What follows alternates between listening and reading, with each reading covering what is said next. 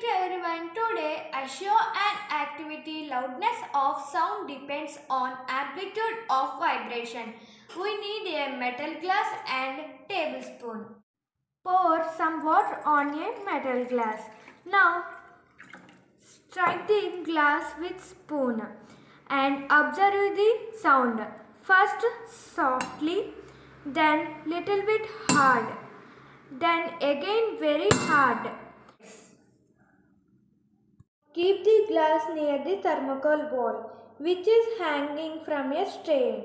Let the balls little touch the glass. Now again strike the glass. Now observe the ball.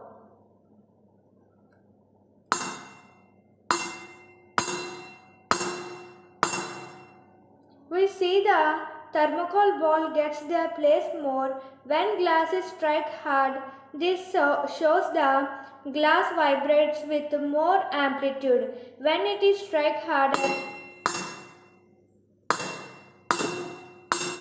What we conclude different is loudness of sound is due to different of amplitude is waves it produces. Thank you.